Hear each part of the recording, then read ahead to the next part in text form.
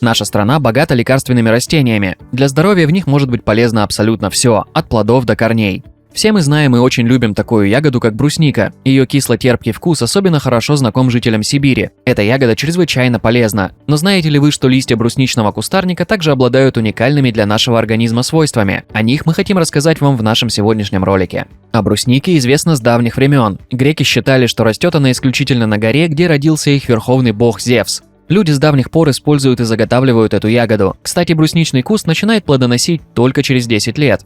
Что касается листьев этого растения, они также имеют очень разнообразный состав. В них содержатся витамины С, К, Е, группы В, кальций, магний, натрий, медь, железо, хлор, цинк, селен, органические кислоты, флавоноиды, эфирные масла и дубильные вещества. Эти элементы и обуславливают такое благотворное влияние брусничных листочков на человеческий организм. Они улучшают обмен веществ, укрепляют иммунитет, растворяют соли, обладают мочегонным, антисептическим и седативным действием. А еще лист брусники лечит кашель, выводит слизь и мокроту и активно борется с вирусами и инфекциями. Для приготовления целебного чая, который поможет вылечить заболевания органов дыхательной системы, 1 столовую ложку брусничного листа залейте 400 мл кипятка и настаивайте в термосе в течение 2 часов. Потом напиток следует процедить. Принимать его нужно по 100 мл 3-4 раза в день перед сном.